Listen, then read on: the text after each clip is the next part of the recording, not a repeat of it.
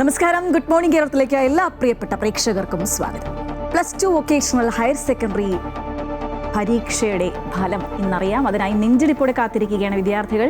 അതുപോലെ വയറ്റിൽ കത്രിക കുടുങ്ങിയ ഹർഷീനയ്ക്ക് നീതി ലഭിച്ചിരിക്കുന്നു. ഇന്ന് ഹർഷീന സർക്കാർ ജോലിയിൽ പ്രവേശിക്കുകയാണ്. ഹർഷീനയ്ക്ക് ആശംസകൾ നേരുകയാണ് ഞങ്ങൾ. എന്തായാലും കഴിഞ്ഞ ദിവസം നടന്ന അടിപിടിയുടെ ബാക്കി പത്രമായി SFI പ്രഖ്യാപിച്ച സംസ്ഥാന വ്യാപക പ്രതിഷേധമുണ്ട്. IPL പ്ലേ ഓഫ് മത്സരങ്ങൾക്ക് തുടക്കമാകുന്നു. ചില നിർണായക കൂടിക്കാഴ്ചകളുണ്ട്. അങ്ങനെ വാർത്തകൾ ഒരുപാടുണ്ട്. ആദ്യം നോക്കാം പ്രധാന വാർത്തകൾ.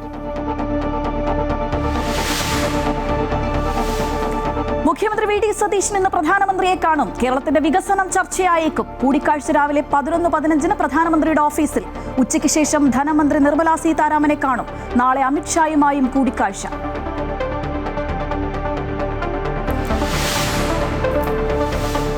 +2 പരീക്ഷാഫലം ഇന്ന് വൈകിട്ട് 3 മണിക്ക് വിദ്യാഭ്യാസ മന്ത്രി N ഷംസുദ്ദീൻ പ്രഖ്യാപിക്കും. വൊക്കേഷണൽ ഹയർ സെക്കൻഡറി ഫലവും ഇന്നറിയാം. മൊബൈൽ ആപ്ലിക്കേഷൻ വഴിയും വിവിധ സൈറ്റുകൾ വഴിയും ഫലം അറിയാം.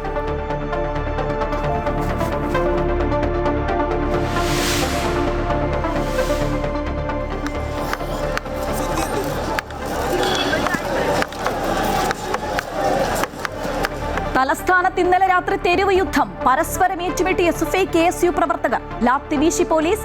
സംഘർഷം കേരള സർവകലാശാല സെനറ്റ് തെരഞ്ഞെടുപ്പിൽ SFI ജയത്തിനു പിന്നാലെ. പോലീസ് നടപടിയിൽ സംസ്ഥാന വ്യാപക പ്രതിഷേധത്തിന് ആഹ്വാനം ചെയ്ത SFI.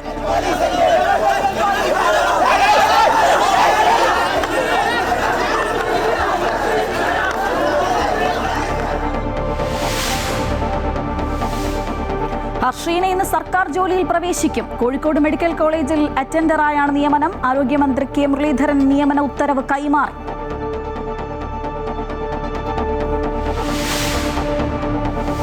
സമാധാന ചർച്ചകൾക്കിടെ ഇറാനിൽ വീണ്ടും ആക്രമണം തുടങ്ങി അമേരിക്ക. തെക്കൻ ഇറാനിൽ കനത്ത വ്യോമാക്രമണം. മിസൈൽ താവളങ്ങളെയാണ് ആക്രമിച്ചതെന്ന US സൈന്യം. അമേരിക്കയുമായുള്ള തുടർ ചർച്ചയ്ക്ക് ഇറാൻ വിദേശകാര്യമന്ത്രിയും പാർലമെന്റ് സ്പീക്കറും ഖത്തർ. IPL പ്ലേ ഓഫ് മത്സരങ്ങൾക്ക് ഇന്ന് തുടക്കം. ആദ്യ ഫൈനലിസ്റ്റിനെ എന്നറിയാം. ഒന്നാം ക്വാളിഫയറിൽ ബംഗളൂരുവും ഗുജറാത്തും ഏറ്റുമുട്ടും. മത്സരം രാത്രി 7:30 ധരംശാലയിൽ. മുഖ്യമന്ത്രി VD സതീശൻ ഇന്ന് ഡൽഹിയിൽ പ്രധാനമന്ത്രി നരേന്ദ്രമോദിയുമായി കൂടിക്കാഴ്ച നടത്തും. സേവാ തീർത്ഥിലെ പ്രധാനമന്ത്രിയുടെ ഓഫീസിൽ രാവിലെ 11:15 കൂടിക്കാഴ്ച. പ്രധാനമന്ത്രിയുമായുള്ള ആദ്യ കൂടിക്കാഴ്ചയിൽ കേരളത്തിന്റെ വികസനവുമായി ബന്ധപ്പെട്ട വിവിധ വിഷയങ്ങൾ ചർച്ചയാകും. ധനമന്ത്രി നിർമ്മലാ സീതാരാമനുമായും ആഭ്യന്തരമന്ത്രി അമിത്ഷായുമായും ഒക്കെ VD സതീശൻ ചർച്ച നടത്തും. കൂടുതൽ വിവരങ്ങളുമായി ഡൽഹിയിൽ നിന്ന് ജിഷ്ണു കൃഷ്ണൻ ചേരുകയാണ്. ജിഷ്ണു, ഒരുപാട് പ്രതീക്ഷകളുമായി VD സതീശൻ മന്ത്രിസഭ അധികാരമേറ്റ ശേഷം അദ്ദേഹം പ്രധാനമന്ത്രിയെ കാണുകയാണ്. സ്വാഭാവികമായും ആ ഒരു കൂടിക്കാഴ്ചയിൽ നമ്മുടെ വികസന പദ്ധതികൾ തന്നെയാണ് ചർച്ചയാകാൻ സാധ്യത. കാരണം ഒരുപാട് പ്രതീക്ഷകൾ നമ്മുടെ പദ്ധതികൾക്ക് മേലുണ്ട്. അതിൻ്റെയൊക്കെ പിന്തുണ കേന്ദ്രത്തിൽ നിന്ന് പ്രതീക്ഷിക്കുന്നുണ്ട്. കൂടിക്കാഴ്ചയിൽ സ്വാഭാവികമായും അതൊക്കെ തന്നെ ആയിരിക്കില്ലേ ചർച്ചയാവുക? തീർച്ചയായും കേരളത്തിന്റെ വിവിധ വികസന പദ്ധതികളുമായി ബന്ധപ്പെട്ടുള്ള ചർച്ചകൾ പ്രധാനമന്ത്രിയുമായുള്ള ആദ്യ കൂടിക്കാഴ്ചയിൽ മുഖ്യമന്ത്രി VD സതീശൻ നടത്തും എന്ന് തന്നെയാണ് മനസ്സിലാക്കേണ്ടത്. മുഖ്യമന്ത്രിയായ ശേഷം ആദ്യമായി നടത്തുന്ന കൂടിക്കാഴ്ചയാണ്. അതുകൊണ്ട് സർക്കാരിന്, കേരള സർക്കാരിന് കേന്ദ്ര സർക്കാരിന്റെ പിന്തുണയും ഒപ്പം വിവിധ പദ്ധതികൾ, അത് കേന്ദ്ര സഹായത്തോടു കൂടി നടപ്പാക്കുന്ന പദ്ധതികൾ, മുഴുവനായും കേന്ദ്ര സർക്കാർ നടപ്പാക്കുന്ന പദ്ധതികൾ, അങ്ങനെ വിവിധ തരത്തിലുള്ള പദ്ധതികളുണ്ട്. റെയിൽവേ വികസനം, തുറമുഖ പദ്ധതികൾ, കൂടാതെ മെട്രോ വികസനം, എയിംസ് കേരളത്തിൽ നടപ്പാക്കുന്നതുമായി ബന്ധപ്പെട്ട് അത്തരത്തിൽ വിവിധ വിഷയങ്ങൾ മുഖ്യമന്ത്രി VD സതീശൻ പ്രധാനമന്ത്രി നരേന്ദ്രമോദിയുമായുള്ള ആദ്യ കൂടിക്കാഴ്ചയിൽ ഉന്നയിക്കാനുള്ള സാധ്യതയാണുള്ളത്. ഇന്നലെ രാത്രി തന്നെ VD സതീശൻ ഡൽഹിയിൽ എത്തിയിട്ടുണ്ട്. ഇന്ന് രാവിലെ 11:15 പ്രധാനമന്ത്രിയുടെ സേവാ തീർത്ഥിലെ ഓഫീസിൽ വെച്ചാണ് കൂടിക്കാഴ്ച നിശ്ചയിച്ചിട്ടുള്ളത്. നേരത്തെ തന്നെ VD സതീശൻ ഡൽഹിയിലെത്തിയപ്പോൾ പ്രധാനമന്ത്രിയുമായുള്ള കൂടിക്കാഴ്ചയ്ക്ക് അനുമതിയും സമയവും ചോദിച്ചിരുന്നു. അങ്ങനെയാണ് ഇന്ന് രാവിലെ സമയം അനുവദിച്ചിട്ടുള്ളത്. പ്രധാനമന്ത്രിയുമായുള്ള കൂടിക്കാഴ്ചയിൽ ഇത്തരത്തിൽ വിവിധ വികസന പദ്ധതികൾ, ഒപ്പം സംസ്ഥാനത്തിന്റെ മുൻപോട്ട് പോക്കിന് കേന്ദ്ര സർക്കാരിന്റെ പിന്തുണ, ഇതുമായി ബന്ധപ്പെട്ടുള്ള ചർച്ചകളായിരിക്കും നടക്കുക. ഇന്ന് ഉച്ചയ്ക്ക് ശേഷം ധനമന്ത്രി നിർമ്മലാ സീതാരാമനുമായി VD സതീശൻ കൂടിക്കാഴ്ച നടത്തുന്നുണ്ട്. കേന്ദ്രം ഫണ്ട് അനുവദിക്കുന്നതുമായി ബന്ധപ്പെട്ട് വിവിധ വിഷയങ്ങൾ പിണറായി സർക്കാരിന്റെ കാലത്ത് നിലനിന്നിരുന്നു. കേന്ദ്രം അനുവദിച്ചിട്ടുള്ള പണം അത് വിനിയോഗിച്ചതിന്റെ സർട്ടിഫിക്കറ്റ് തിരിച്ചു നൽകാത്തത് കൊണ്ടാണ് പണം നൽകാത്തതെന്ന് കേന്ദ്ര സർക്കാരും പണം നൽകാതെ സംസ്ഥാനത്ത് ഞെരുക്കുക കൊടുക്കുന്നു എന്ന വാദം സംസ്ഥാന സർക്കാർ ഉന്നയിച്ചിരുന്നു. അത്തരത്തിലുള്ള ചില വാദപ്രതിവാദങ്ങൾ നിലനിൽക്കുന്ന സാഹചര്യത്തിൽ കേരളത്തിൽ പുതിയ സർക്കാർ അധികാരമേൽക്കുമ്പോൾ വി ഡി സതീശൻ ഇന്ന് ധനമന്ത്രി നിർമ്മലാ സീതാരാമനുമായി കൂടിക്കാഴ്ച നടത്തുന്നുണ്ട്. നാളെ കേന്ദ്ര ആഭ്യന്തരമന്ത്രിയുമായി കൂടിക്കാഴ്ച നടത്തിയ ശേഷമാകും വി ഡി സതീശൻ കേരളത്തിലേക്ക് മടങ്ങുക. അത്തരത്തിൽ പ്രധാനമന്ത്രി നരേന്ദ്രമോദിയുമായും ധനമന്ത്രി നിർമ്മലാ സീതാരാമൻ, നാളെ ആഭ്യന്തരമന്ത്രി അമിത്ഷാ എന്നിവരുമായുള്ള കൂടിക്കാഴ്ചയാണ് ഡൽഹിയിൽ മുഖ്യമന്ത്രി നിശ്ചയിച്ചിട്ടുള്ളത്. മുഖ്യമന്ത്രിയായി ചുമതലയേറ്റ ശേഷം തൊട്ടുപിറകെ കഴിഞ്ഞ ആഴ്ച വി ഡി സതീശൻ ഡൽഹിയിലെത്തിയിരുന്നു. അന്ന് ഹൈക്കമാൻഡ് നേതൃത്വത്തെ സോണിയാഗാന്ധിയും രാഹുൽ ഗാന്ധിയും പ്രിയങ്ക ഗാന്ധിയും ഉൾപ്പെടെയുള്ള ഹൈക്കമാൻഡ് നേതൃത്വത്തെ കാണുകയും തന്നെ മുഖ്യമന്ത്രിയാക്കിയതിൽ ഹൈക്കമാൻഡ് നേതൃത്വത്തിന് നന്ദി അറിയിക്കുകയും ചെയ്തു. കൂടാതെ കോൺഗ്രസ് അധ്യക്ഷൻ മല്ലികാർജ്ജുന ഖാർഗെയുമായി നടത്തിയ ചർച്ചയിൽ സംഘടനാ തലത്തിലുള്ള ചർച്ചകൾ, KPCC അധ്യക്ഷ സ്ഥാനത്തേക്കുള്ള തെരഞ്ഞെടുപ്പ്, യൂത്ത് കോൺഗ്രസ് അധ്യക്ഷ സ്ഥാനത്തേക്കുള്ള തിരഞ്ഞെടുപ്പ്, ഇതുമായി ബന്ധപ്പെട്ടുള്ള ചർച്ചകളും കഴിഞ്ഞ ആഴ്ചത്തെ ഡൽഹി സന്ദർശനത്തിൽ വി ഡി സതീശൻ നടത്തിയിരുന്നു. ശ്രീജ. ശരി ജിഷു, എന്തായാലും മുഖ്യമന്ത്രി വി ഡി സതീശൻ ഇന്ന് ഡൽഹിയിൽ പ്രധാനമന്ത്രിയുമായി കൂടിക്കാഴ്ച നടത്തുകയാണ്. സേവാതീർത്ഥിലെ പ്രധാനമന്ത്രിയുടെ ഓഫീസിൽ രാവിലെ 11:15 കൂടിക്കാഴ്ച. വിവരങ്ങളുമായി ഇപ്പം ചേരുകയായിരുന്നു ജിഷ്ണു കൃഷ്ണൻ. മറ്റൊരു പ്രധാന വാർത്തയിലേക്ക് നമ്മൾ പോവുകയാണ്. കേരള സർവകലാശാല തെരഞ്ഞെടുപ്പിന് പിന്നാലെ SFI KSU സംഘങ്ങൾ തിരുവനന്തപുരം നഗരത്തിൽ കഴിഞ്ഞ ദിവസം ഏറ്റുമുട്ടി. നിരവധി പ്രവർത്തകർക്കാണ് പരിക്കേറ്റത്. SFI സംസ്ഥാന പ്രസിഡന്റ് ശിവപ്രസാദ് അടക്കമുള്ളവരെ ആശുപത്രിയിൽ പ്രവേശിപ്പിച്ചിട്ടുണ്ട്. സംഭവത്തിൽ പ്രതിഷേധിച്ച സംസ്ഥാന വ്യാപകമായി ഇന്ന് SFI പ്രതിഷേധിക്കും. ഇതിന്റെ ഭാഗമായി രാവിലെ സെക്രട്ടേറിയറ്റിലേക്ക് മാർച്ച് നടത്തും. കൂടുതൽ വിവരങ്ങളുമായി രജിത് കുമാർ ചേരുകയാണ്. Rajitha, good morning. വലിയൊരു സംഘർഷം തന്നെയാണ് നമ്മൾ ഇന്നലെ കണ്ടത്. അതായത് പാളയം ഭാഗമൊക്കെ അവിടെ ഒരു തെരുവ് യുദ്ധം നടന്നു എന്ന് തന്നെ നമുക്ക് പറയേണ്ടി വരും. നമ്മുടെ ക്യാമറാമാൻ അടക്കം പരിക്ക് പറ്റി. ശരിക്കും ആശങ്കയുടെ ഒരു ദിവസം തന്നെയായിരുന്നു ഇന്നലെ, അല്ലേ?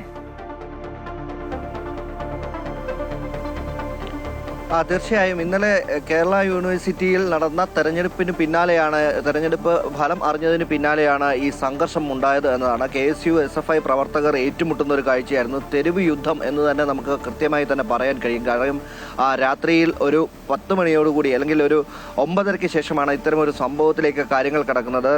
റിസൾട്ട് എത്തിയത് സെനറ്റിലും അതുപോലെ തന്നെ യൂണിയനിലുമായിരുന്നു തെരഞ്ഞെടുപ്പ് നടത്തിയിരുന്നത്. അതിൽ സെനറ്റിലും യൂണിയനിലും SFI വിജയിക്കുന്ന ഒരു സാഹചര്യമുണ്ടായി. 4 സീറ്റ് KSUവിനും ലഭിച്ചിരുന്നു സെനറ്റിൽ. അങ്ങനെ ഈ 2 വിഭാഗവും ആഹ്ലാദ പ്രകടനം നടത്തുകയായിരുന്നു ഉണ്ടായിരുന്നത്.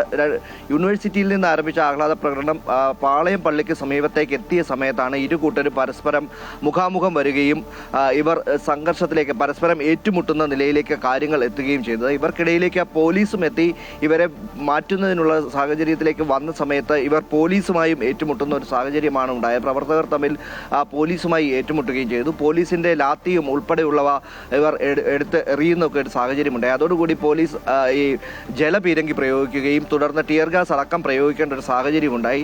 ലാത്തി വീശുകയും ചെയ്തു. പോലീസ് ലാത്തി കൂടുതൽ പ്രക്ഷോഭം അല്ലെങ്കിൽ കൂടുതൽ ബുദ്ധിമുട്ട് സൃഷ്ടിച്ച പ്രവർത്തകർക്ക് നേരെയാണ് പോലീസ് ലാത്തി വീശുകയും ചെയ്തത്. അതോടുകൂടി പലർക്കും പരിക്കേൽക്കുന്ന സാഹചര്യം അടക്കമുണ്ടായി. SFI പ്രവർത്തകർക്കാണ് പരിക്കേറ്റത്.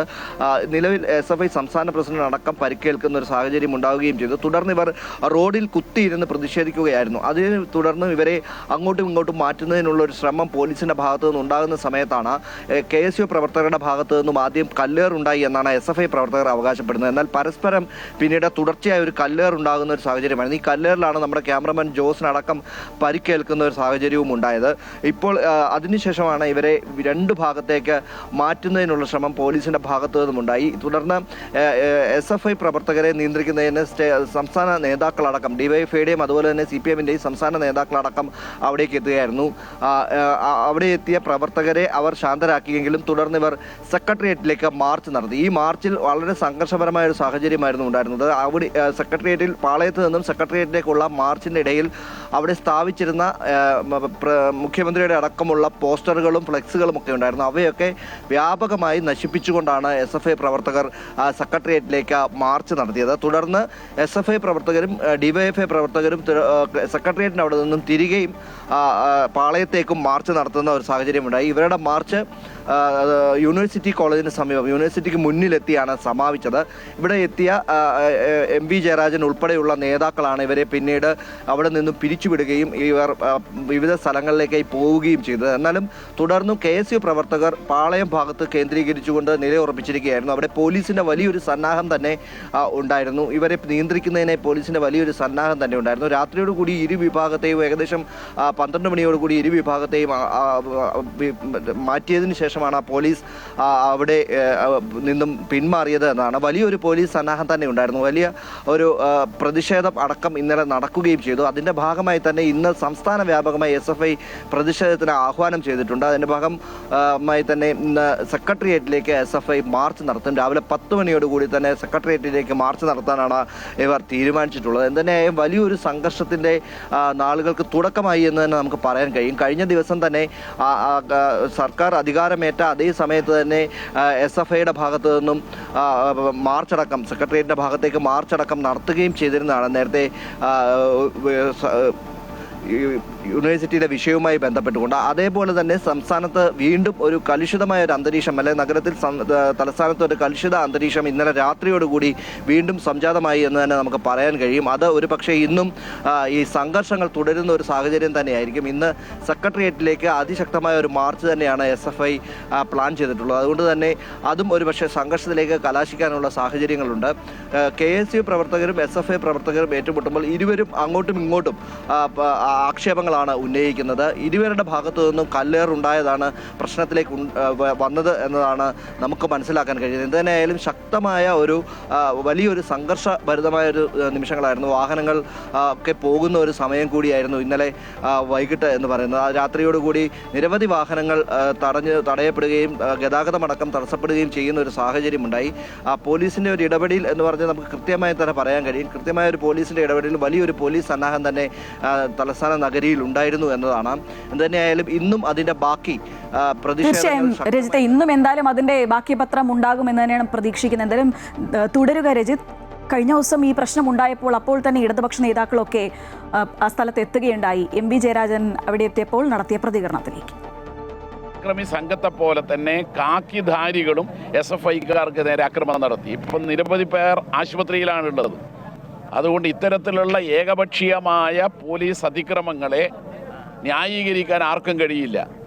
ഈ പോലീസ് അക്രമത്തിനെതിരെ KSU ക്രിമിനൽ സംഘത്തിൻ്റെ വിളയാട്ടത്തിനെതിരെ എല്ലാവരും യോജിച്ചു നിന്ന് പ്രതിഷേധിക്കും. ഒരു പ്രതിഷേധ മാർച്ച് തിരുവനന്തപുരത്ത് പ്രഖ്യാപിച്ചിട്ടുണ്ട്. കേരളത്തിലാകെ വിദ്യാർത്ഥികൾ ഈ സംഭവത്തിൽ പ്രതിഷേധിച്ചുകൊണ്ടുള്ള പ്രകടനവും മറ്റു പരിപാടികളും നടത്തുന്നതായിട്ട് ആഹ്വാനം ചെയ്തിട്ടുണ്ട്. യുവജന പ്രസ്ഥാനവും ഈ നരനായാട്ടിൽ പ്രതിഷേധിച്ചുകൊണ്ട് പ്രകടനം നടത്തുന്നുണ്ട്. ഇത് ആർക്കും അംഗീകരിക്കാൻ കഴിയില്ല. ഇതെന്താ ജനാധിപത്യ സമൂഹമല്ലേ? ഇത് വെള്ളരിക്ക പട്ടണമാണോ? ആർക്കെങ്കിലും അംഗീകരിക്കാൻ കഴിയുമോ? രജിത്ത് ഒരിക്കൽ കൂടി ചേരുകയാണ്. രജിത്ത്, MV ജയരാജന്റെ വാക്കുകൾ നമ്മൾ കേട്ടു കഴിഞ്ഞു. അദ്ദേഹം പറയുന്ന അനുസരിച്ചാണെങ്കിൽ സർക്കാരിനെതിരെ പുതിയ പോർമുഖം രൂപപ്പെടുകയാണ്, പ്രത്യേകിച്ച് ആഭ്യന്തര വകുപ്പിനെതിരെ. കാരണം പോലീസാണ് ഇതിൽ പ്രതിക്കൂട്ടിൽ നിൽക്കുന്നത്. പോലീസ് പക്ഷപാതപരമായി പെരുമാറി എന്നുള്ള ആരോപണമൊക്കെ അവർ ഉന്നയിക്കുന്നുണ്ട്.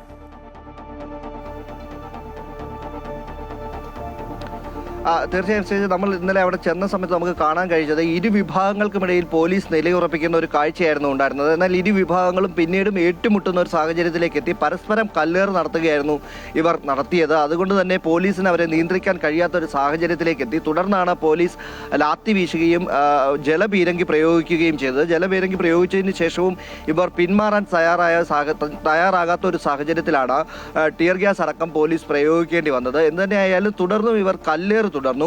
പോലീസിന്റെ ഈ ആക്ഷനൊക്കെ കഴിഞ്ഞതിന് ശേഷമാണ് SFI പ്രവർത്തകർ റോഡിൽ കുത്തിയിരുന്ന് പ്രതിഷേധിച്ചത്. ആ സമയത്തും ഇരു വിഭാഗങ്ങളും തമ്മിൽ പരസ്പരം കല്ലേറ് നടത്തി എന്നതാണ്. പോലീസിന് അവരെ നിയന്ത്രിക്കാൻ കഴിയാത്ത ഒരു സാഹചര്യത്തിലേക്ക് എത്തിയ സമയത്ത് മാത്രമാണ് പോലീസ് ഇടപെട്ടത് എന്നാണ് നമുക്ക് മനസ്സിലാകുന്നത്. എന്തുതന്നെയായാലും ഈ രണ്ട് വിഭാഗവും KSU SFI വിഭാഗങ്ങൾ തലസ്ഥാനത്ത് ഇന്നലെ വലിയൊരു സംഘർഷഭരിതമായ സാഹചര്യം സൃഷ്ടിച്ചു എന്ന കാര്യത്തിൽ സംശയമില്ല. അതിന്റെ ഒരു തുടർഭാഗം ഒരുപക്ഷെ ഇന്ന് തന്നെ ഉണ്ടാവുകയും ചെയ്യും.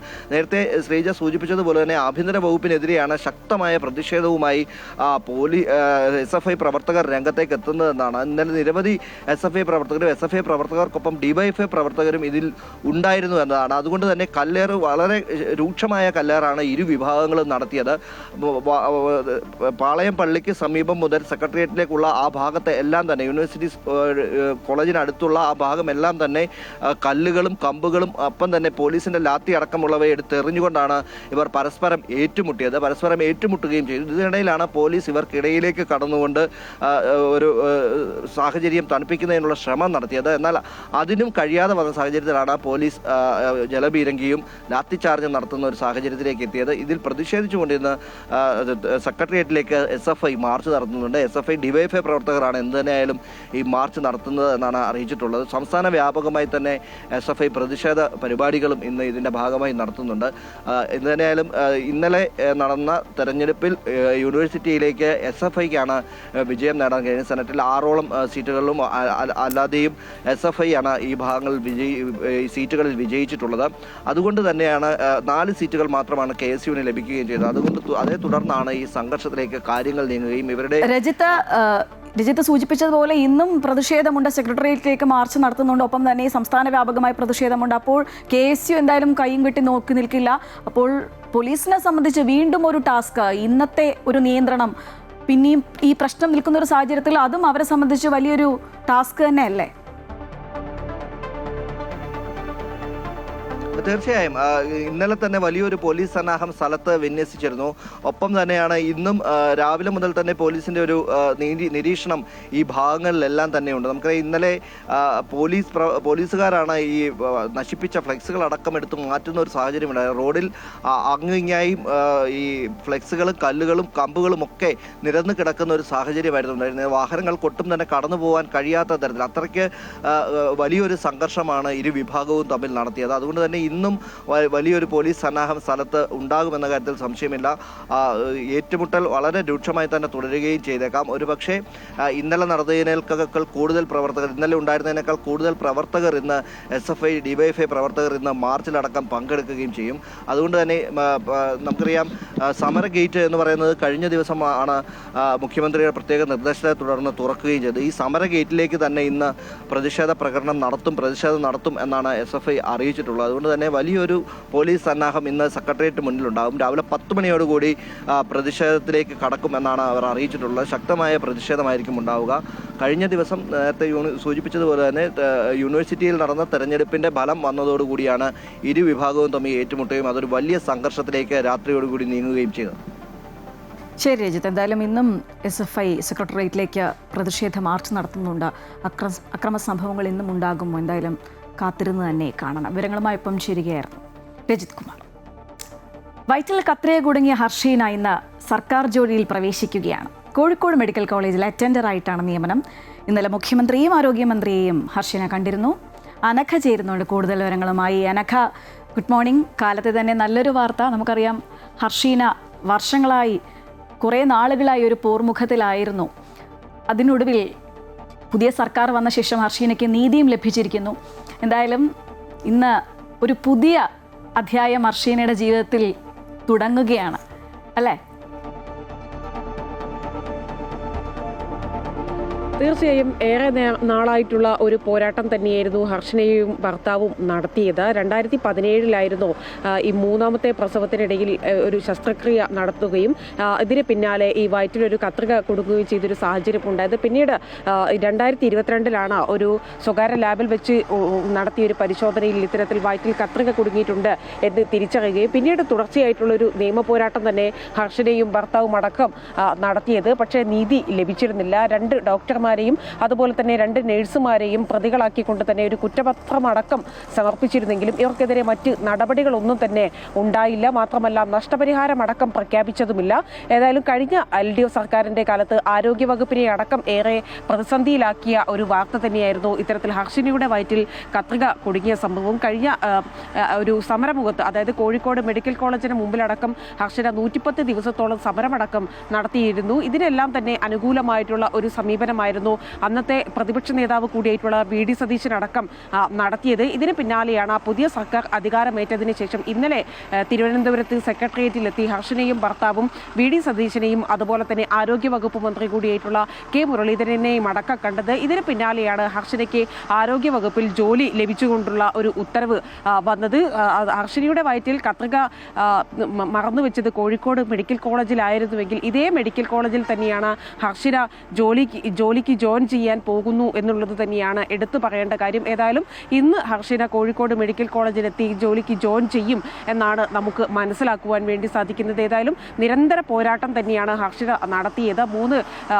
അതായത് 5 വർഷങ്ങളോളം ഇത്തരത്തിൽ വയറ്റിൽ കത്രിക കുടുങ്ങിയതിന്റെ വേദന അനുഭവിച്ചു. പിന്നീടാണ് ഇത്തരത്തിൽ വയറ്റിൽ കത്രിക കുടുങ്ങിയതാണ് എന്ന് ഹർഷനയ്ക്ക് മനസ്സിലായത്. പക്ഷേ നിരന്തര നിയമ പോരാട്ടം അടക്കം നടത്തിയിട്ടും ഹർഷനയ്ക്ക് ഒരു നീതി ലഭിച്ചിരുന്നില്ല. ഹർഷനയെ പരിഹസിക്കുന്ന തരത്തിലുള്ള മറ്റു ചില കാര്യങ്ങളും അടക്കം നമ്മൾ കണ്ടതാണ്. പക്ഷേ ഇന്നലെ അത്തരത്തിൽ ഹർഷനയ്ക്ക് അനുകൂലമായിട്ടുള്ള ഒരു നടപടി വന്നിരിക്കുന്നു. കോഴിക്കോട് മെഡിക്കൽ കോളേജിൽ കത്രിക മറന്നുവെച്ച് ഇതിന്റെ പേരിലാണ് ഹർഷന നിയമ പോരാട്ടം നടത്തിയതെങ്കിൽ അതേ കോഴിക്കോട് മെഡിക്കൽ കോളേജിൽ തന്നെ ഓഫീസ് അസിസ്റ്റന്റായി തന്നെ ഹർഷന ജോലിയിൽ പ്രവേശിക്കുകയാണ്.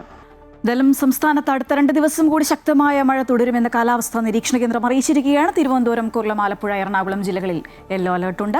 2 ദിവസം മത്സ്യബന്ധനത്തിന് വിലക്കും ഏർപ്പെടുത്തിയിട്ടുണ്ട്. തെക്ക് പടിഞ്ഞാറൻ കാലവർഷം ഉടൻ എത്തിച്ചേരുമെന്ന് കാലാവസ്ഥാ വകുപ്പ് പറയുകയാണ്. കൂടുതൽ വിവരങ്ങൾ നൽകാൻ കൊച്ചിയിൽ നിന്ന് KK പ്രശാന്ത് ചേരുകയാണ്. Prashanth, good morning.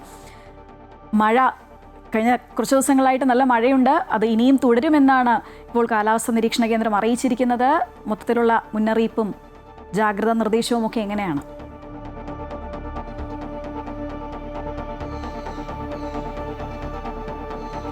Sreeja, good morning. ഏതായാലും ഇപ്പോൾ കൊച്ചി അടക്കമുള്ള പല മേഖലകളിലും എറണാകുളം ജില്ലയിലൊക്കെ തന്നെ തെളിഞ്ഞ കാലാവസ്ഥയാണ് ഈ ഘട്ടത്തിലുള്ളത്. പക്ഷേ ഇന്നലെയും ഇങ്ങനെ തന്നെയായിരുന്നു. പിന്നീട് പെട്ടെന്ന് മഴ പെയ്യുന്ന ഒരു സാഹചര്യമാണ് ഉണ്ടായത്. നിലവിൽ ഈ നേരത്തെ സൂചിപ്പിച്ച പോലെ 4 ജില്ലകളിലാണ് യെല്ലോ അലർട്ട് ഉള്ളത്. അത് 3 ജില്ലകളിലേക്ക് നാളെ ചുരുങ്ങുമെങ്കിലും മഴ ശക്തമായ രീതിയിൽ തന്നെ ഉണ്ടാകുമെന്നാണ് കാലാവസ്ഥാ വകുപ്പ് വ്യക്തമാക്കിയിട്ടുള്ളത്. ഒപ്പം തന്നെ ന്യൂനമർദ്ദ പാത്തി ഉൾപ്പെടെ നിൽക്കുന്ന ഒരു സാഹചര്യം ഇപ്പോഴും ഉണ്ട്. അതോടൊപ്പം തന്നെ കാലവർഷം അടുത്ത 2 ദിവസത്തിനുള്ളിൽ തന്നെ കാലവർഷം എത്തിയേക്കുമെന്നുള്ളതാണ്. തെക്ക് പടിഞ്ഞാറൻ കാലവർഷം എത്തിയേക്കുമെന്ന് തന്നെയാണ് കാലാവസ്ഥാ വകുപ്പ് വ്യക്തമാക്കിയിട്ടുള്ളത്. അതോടൊപ്പം പ്രധാനപ്പെട്ട കാര്യമാണ് കള്ളക്കടൽ പ്രതിഭാസത്തിനും അതോടൊപ്പം തന്നെ മറ്റ് ശക്തമായ കാറ്റ് തന്നെയാണ്. അതായത് 40 കിലോമീറ്റർ മുതൽ 60 കിലോമീറ്റർ വരെയാണ് കാറ്റിന് ശക്തി ഉണ്ടാകും എന്നുള്ളതാണ് കാലാവസ്ഥാ വകുപ്പ് വ്യക്തമാക്കിയിട്ടുള്ളത്. പല ജില്ലകളിലും ഇടിമിന്നൽ ജാഗ്രതാ നിർദ്ദേശം നൽകിയിട്ടുണ്ട്. പലപ്പോഴും നമ്മൾ ഈ കഴിഞ്ഞ ദിവസങ്ങളിലാകെ തന്നെ കണ്ടതാണ് വലിയ തരത്തിലുള്ള അപകടം ഇടിമിന്നൽ മൂലം ഉണ്ടാകുന്നത്. അതുകൊണ്ട് തന്നെ അത് സംബന്ധിച്ച് നൽകിയിരിക്കുന്ന നിർദ്ദേശങ്ങൾ കർശനമായി പാലിക്കണം എന്നുള്ളതാണ് കാലാവസ്ഥാ വകുപ്പും ദുരന്ത നിവാരണ അതോറിറ്റിയും വ്യക്തമാക്കിയിട്ടുള്ളത്. ഒപ്പം തന്നെ കള്ളക്കടൽ പ്രതിഭാസം നാളെ മുതൽ ഉണ്ടാകുമെന്നാണ് സമുദ്രസ്ഥിതി പഠന ഗവേഷണ കേന്ദ്രം വ്യക്തമാക്കിയിരിക്കുന്നത്. ഇത്തരത്തിൽ വലിയ ജാഗ്രതാ നിർദ്ദേശം നൽകിയിട്ടുണ്ട്. നിലവിൽ അതിൽ ഏറ്റവും പ്രധാനപ്പെട്ടത് നേരത്തെ സൂചിപ്പിച്ചിരുന്ന പോലെ തന്നെയാണ്. അതായത് ഈ ഘട്ടത്തിൽ വലിയ തരത്തിലുള്ള മഴ ഇപ്പോൾ ഇല്ല എങ്കിലും വരുന്ന മണിക്കൂറുകൾ ശക്തമായ മഴ എറണാകുളം ഉൾപ്പെടെയുള്ള ജില്ലകളിലേക്ക് എത്തുമെന്നാണ് വ്യക്തമാക്കിയിട്ടുള്ളത്. നാളെ പക്ഷേ തെക്കൻ ജില്ലകൾ അതായത് തിരുവനന്തപുരത്തും കൊല്ലത്തും അതിനുശേഷം പിന്നെ ആലപ്പുഴയിലും മാത്രമാണ് മഴ പറയുന്നത്. മറ്റ് ജില്ലകളിൽ പൊതുവെ നല്ല കാലാവസ്ഥയായിരിക്കുമെന്നാണ് കാലാവസ്ഥാ നിരീക്ഷണ കേന്ദ്രം വ്യക്തമാക്കിയിരിക്കുന്നത്. അതോടൊപ്പം മഴക്കാല പൂർവ്വ ശുചീകരണ പ്രവർത്തനങ്ങൾ ശക്തമായി തന്നെ മുന്നോട്ട് കാലവർഷത്തോടനുബന്ധിച്ചുള്ള പ്രവർത്തനങ്ങൾ അതിശക്തമായി മുന്നോട്ട് പോകാൻ ഇപ്പോൾ സംസ്ഥാന സർക്കാർ തീരുമാനിച്ചിട്ടുണ്ട്. വിവിധ തദ്ദേശ സ്വയംഭരണ സ്ഥാപനങ്ങൾ കേന്ദ്രീകരിച്ച് അത്തരത്തിലുള്ള പ്രവർത്തനങ്ങൾ അതിശക്തമായി മുന്നോട്ട് പോവുകയാണ്. ഒപ്പം തന്നെ മറ്റ് അസുഖങ്ങൾ ഉണ്ടാകാനുള്ള ഒരു സാധ്യത കണക്കിലെടുത്ത് ആശുപത്രികളിലും ജാഗ്രതാ നിർദ്ദേശം ഈ ഘട്ടത്തിൽ നൽകിയിട്ടുണ്ട്. ശ്രീജ, പ്രശാന്ത്, ഈ 2 ദിവസം മഴയുണ്ടാകും, അത് കഴിഞ്ഞാൽ 28ഓടുകൂടി കാലവർഷം എത്തുമെന്നായിരുന്നു നേരത്തെ പ്രവചിച്ചിരുന്നത്. അങ്ങനെയാണെങ്കിൽ ഇനി അങ്ങോട്ട് മഴയുടെ കാലമായിരിക്കും അല്ലേ?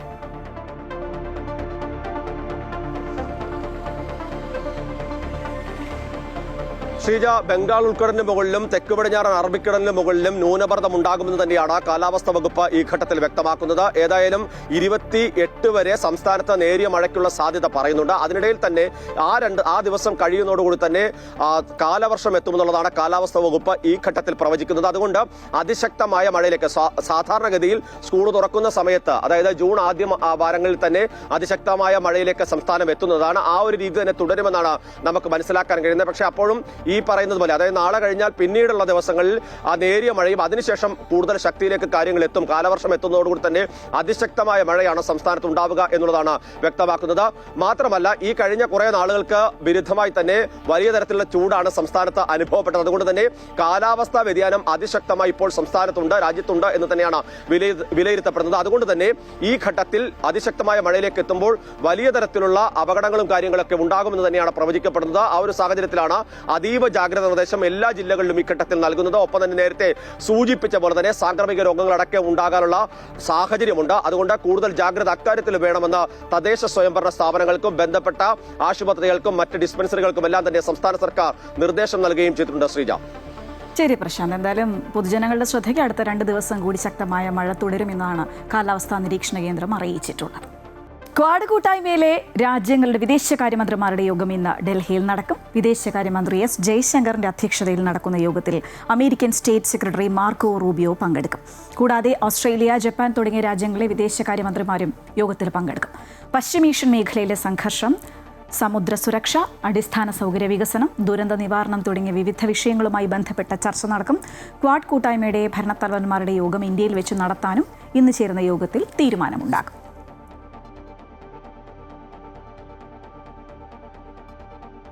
കർണാടക മുഖ്യമന്ത്രി സിദ്ധരാമയ്യയും ഉപമുഖ്യമന്ത്രി DK ശിവകുമാറും ഇന്ന് കോൺഗ്രസ് അധ്യക്ഷൻ മല്ലികാർജ്ജുൻ ഖർഗെയുമായി കൂടിക്കാഴ്ച നടത്തും. ഖർഗെയുടെ വസതിയിൽ വെച്ച് നടക്കുന്ന ചർച്ചകളിൽ രാഹുൽ ഗാന്ധിയും പങ്കെടുക്കുന്നുണ്ട്.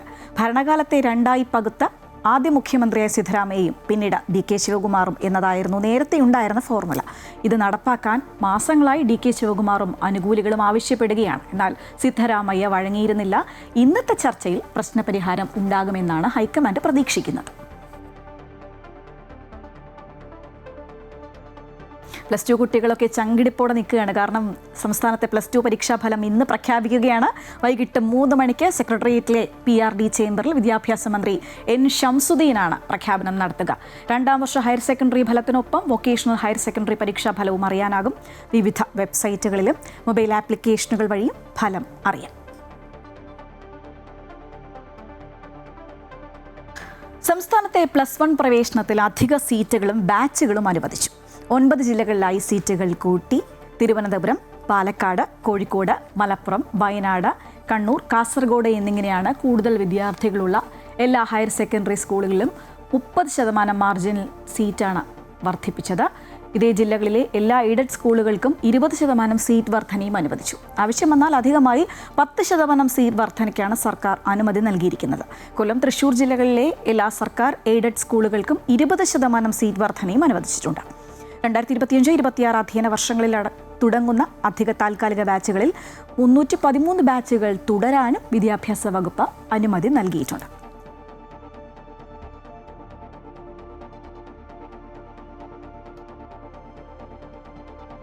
കൊല്ലത്ത് പോലീസ് ഉദ്യോഗസ്ഥന്റെ ബൈക്ക് കത്തിച്ച സംഭവത്തിൽ 2 യുവതികൾ അറസ്റ്റിൽ. ശൂരനാട് സ്വദേശിനി ആരതി, ഇടുക്കി സ്വദേശിനി ഗായത്രി എന്നിവരാണ് അറസ്റ്റിലായത്. പോലീസ് കസ്റ്റഡിയിലായ ആരതിയെ എലിവിഷം ഉള്ളിൽ ചെന്ന നിലയിൽ മെഡിക്കൽ കോളേജ് ആശുപത്രിയിൽ പ്രവേശിപ്പിച്ചു. കൊല്ലം അഞ്ചലിൽ കഴിഞ്ഞ ദിവസമായിരുന്നു ആറന്മുള പോലീസ് സ്റ്റേഷനിലെ സിവിൽ പോലീസ് ഓഫീസർ വിവേകിന്റെ വീട്ടിൽ സൂക്ഷിച്ചിരുന്ന ബുള്ളറ്റ് കത്തിച്ചത്. സുധീഷ് ചേരുകയാണ്. സുധീഷ്, കൂടുതൽ വിവരങ്ങൾ എന്തൊക്കെയാണ്? ശ്രീജ, ഇത് മുൻ വൈരാഗ്യത്തെ തുടർന്നുണ്ടായ ഒരു സംഭവം എന്നാണ് പോലീസ് ഇപ്പോൾ നൽകുന്ന വിശദീകരണം. ഏതായാലും കൊല്ലം അഞ്ചലിലാണ് സംഭവം നടന്നത്. പോലീസുകാരന്റെ വീട്ടിൽ സൂക്ഷിച്ചിരുന്ന ബുള്ളറ്റ്, ഈ വാഹനമാണ് യുവതികൾ കത്തിച്ചത്.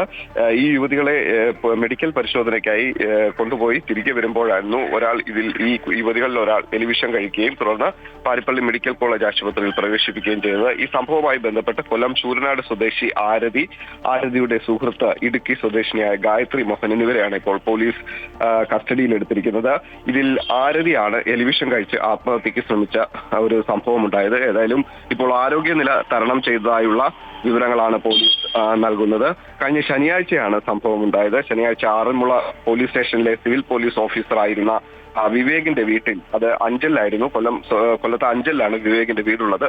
ഈ വീട്ടിലാണ് സൂക്ഷിച്ചിരുന്ന ബുള്ളറ്റാണ് ഈ യുവതികൾ ഇരുവരും ചേർന്ന് പെട്രോൾ ഒഴിച്ച് കത്തിച്ച നിലയിൽ കാണപ്പെട്ടത്. ഏതായാലും ഈ സംഭവത്തിൽ പോലീസ് പറയുന്ന വിശദീകരണം, ആദ്യം ഈ ഒരു സംഭവവുമായി ബന്ധപ്പെട്ട് ഈ യുവതികൾ പോലീസിനെയും മറ്റ് അന്വേഷണത്തെയും ഒക്കെ തെറ്റിദ്ധരിപ്പിക്കാൻ ഒരു കത്ത് പ്രദേശത്ത് എഴുതിയിടുകയുണ്ടായി. ഈ ഒരു കത്തിൽ പറഞ്ഞിരിക്കുന്നത്, കഴിഞ്ഞ കുറച്ച് മാസങ്ങൾക്ക് മുൻപ് കൊല്ലം പുനലൂരുള്ള ഒരു കോളേജിൽ KSU പ്രവർത്തകരുമായി നടത്തിയ ചില ഒരു ലാത്തി ചാർജുമായി ബന്ധപ്പെട്ട് ഈ വിവേകിനെതിരെ KSU പ്രവർത്തകർക്ക് ഒരു വൈരാഗ്യം ഉണ്ടാവുകയും തുടർന്ന് അത്തരത്തിലുള്ള ഒരു വൈരാഗ്യമാണ് ഈ സംഭവത്തിന് പിന്നിൽ എന്ന തരത്തിലുള്ള ഒരു കത്ത് ഈ വിവേകിന്റെ വീടിന് മുൻവശം ഈ രണ്ട് യുവതികളും ചേർന്ന് ഈ സംഭവത്തിന് ശേഷം അവിടെ എഴുതിയിടുകയുണ്ടായി. ഇതൊക്കെ പോലീസിന്റെ അന്വേഷണത്തെ സാരമായി ബാധിച്ചു. പോലീസിന്റെ അന്വേഷണത്തെ വഴിതിരിക്കുന്ന ഇത്തരത്തിലുള്ള ഒരു നീക്കമായിരുന്നു യുവതികൾ നടത്തിയത്. ഏതായാലും ഈ സംഭവത്തിന് ശേഷം ഈ പ്രദേശത്തുള്ള CCTV ദൃശ്യങ്ങൾ കേന്ദ്രീകരിച്ച് പോലീസ് നടത്തിയ അന്വേഷണത്തിലാണ് ഇപ്പോൾ ഈ യുവതികൾ അറസ്റ്റിലായിരിക്കുന്നത്. ഇതിൽ ഈ പോലീസ് പറയുന്ന മറ്റൊരു കാര്യം എന്ന് പറയുന്നത് 5 മാസങ്ങൾക്ക് മുൻപ് ഈ സിവിൽ പോലീസ് ഓഫീസർ വിവേകുമായി ആരതിയുടെ വിവാഹം നിശ്ചയിച്ചിരുന്നു. എന്നാൽ പിന്നീട് ഈ വിവാഹം മറ്റെന്തൊക്കെയോ കാരണങ്ങളാൽ വിവാഹം നടന്നില്ല. വിവാഹം മുടങ്ങിപ്പോകുന്ന ഒരു സാഹചര്യത്തിലേക്ക് കാര്യങ്ങൾ എത്തുന്നു. തുടർന്ന് വിവാഹ നിശ്ചയത്തിന് ചിലവായ തുകയും മറ്റും ഇരു കൂട്ടർക്കും നൽകി ഈ പ്രശ്നങ്ങൾ പരിഹരിക്കുകയൊക്കെ ചെയ്തു. പക്ഷേ ആരതിക്ക് ഈ സമയവും വിവേകിനോട് ചില മാനസികമായ ചില വൈരാഗ്യങ്ങളൊക്കെ ഉടലെടുക്കുന്നു. തുടർന്നുണ്ടായ ചില ഈ വൈരാഗ്യത്തിന് പിന്നീടുണ്ടായ ചില പ്രശ്നങ്ങളാണ് ഈ ഇത്തരത്തിൽ വാഹനം കത്തിക്കുന്ന തരത്തിലേക്ക് സംഭവം എത്തിയത്. ഏതായാലും കഴിഞ്ഞ ശനിയാഴ്ച ഈ ആരതിയും സുഹൃത്ത് ഗായത്രിയും ഇവർ പെട്രോൾ വാങ്ങി സൂക്ഷിച്ച ശേഷം ഈ 23-ാം തീയതി വൈകിട്ട് വിവേകിന്റെ താമസ സ്ഥലത്തേക്ക് എത്തുന്നു. അഞ്ചലിലുള്ള വീട്ടിലേക്ക് അർച്ചലിലുള്ള വീട്ടിലേക്ക് എത്തുന്നു. അഞ്ചലിലാണ് ഈ വീടുള്ളത്. ഈ ആളൊഴിഞ്ഞ ഭാഗത്ത് ഇവർ തങ്ങിയ ശേഷം തുടർന്ന് രാത്രി വീട്ടിലെത്തി ഈ ബുള്ളറ്റിൽ ഇവർ കയ്യിൽ സൂക്ഷിച്ചിരുന്ന പെട്രോൾ ബുള്ളറ്റിലേക്ക് ഒഴിക്കുന്നു. അതിനുശേഷം ഇവർ അവിടെ നിന്ന് കടന്നു കളയുകയാണ് ചെയ്തത്. ഏതായാലും ഈ മുൻ വൈരാഗ്യമാണ് ഇപ്പോൾ ഇത്തരത്തിൽ ഒരു സംഭവത്തിലേക്ക് നയിച്ചതെന്ന് പോലീസ് പറയുന്നു. ഏതായാലും യുവതികളിൽ ഒരാൾ എലിവിഷം കഴിച്ചു, ആത്മഹത്യയ്ക്ക് ശ്രമിച്ചു. പക്ഷേ അവർ ആരോഗ്യനില തരണം ചെയ്തു. പാരിപ്പള്ളി മെഡിക്കൽ കോളേജ് ആശുപത്രിയിൽ ചികിത്സയിലാണ്. ശരി സുധീഷ്, കൊല്ലത്ത് പോലീസ് ഉദ്യോഗസ്ഥന്റെ ബൈക്ക് കത്തിച്ച സംഭവത്തിൽ 2 യുവതികൾ അറസ്റ്റിലായിരിക്കും. വിവരങ്ങളുമായി ഇപ്പം ചേർക്കും സുധീഷ് കുമാർ. നവകേരള സദസ്സിനിടെ മുൻ മുഖ്യമന്ത്രിയുടെ സുരക്ഷാ ജീവനക്കാർ യൂത്ത് കോൺഗ്രസ് പ്രവർത്തകരെ മർദ്ദിച്ച കേസിൽ പ്രതികളായ ഗൺമാൻ അനിൽകുമാർ, സുരക്ഷാ ജീവനക്കാരൻ S. സന്ദീപ് എന്നിവരുടെ മുൻകൂർ ജാമ്യാപേക്ഷ ഇന്ന് ആലപ്പുഴ സെഷൻസ് കോടതി പരിഗണിക്കും. കേസിൽ കക്ഷി ചേരുന്നതിനായി മർദ്ദനമേറ്റ AD Thomas MLA, youth Congress സംസ്ഥാന ജനറൽ സെക്രട്ടറി അജയ് ജുവൽ കുര്യാക്കോസ് എന്നിവർ ഹർജി നൽകും. കൂടുതൽ വിവരങ്ങളുമായി അജയ് ചേരുകയാണ്. അജയ്, നമുക്കറിയാം VD സതീശൻ സർക്കാർ അധികാരമേറ്റ ശേഷം ആദ്യ നടപടി ഉണ്ടാകുന്നത് ഈ ഒരു കേസിൽ തന്നെയാണ്. അവരെ സംബന്ധിച്ച് അത്രത്തോളം പ്രാധാന്യം അർഹിക്കുന്ന ഒരു കേസുമാണിത്. എന്തായാലും SIT റിപ്പോർട്ട് പറയുന്നത് ഇത് അനാവശ്യമായൊരു മർദ്ദനമാണ്, പർപ്പസ്ഫുള്ളി ചെയ്തതാണ്. അതുകൊണ്ടൊക്കെ തന്നെ ഇന്നിപ്പോൾ ഗൺമാന്മാരുടെ ജാമ്യാപേക്ഷ കോടതി പരിഗണിക്കുമ്പോൾ അവരെ സംബന്ധിച്ച് വളരെയധികം നിർണായകം തന്നെയല്ലേ ഇന്നത്തെ ദിവസം? തീർച്ചയായും യൂത്ത് കോൺഗ്രസ് KSU പ്രവർത്തകർ മധ്യ സംഭവത്തിൽ ചട്ടവിരുദ്ധം, അതായത് മർദ്ദനം ചട്ടവിരുദ്ധമാണ് എന്നാണ് പ്രധാനമായും റിപ്പോർട്ടിൽ സൂചിപ്പിച്ചിട്ടുള്ളത്.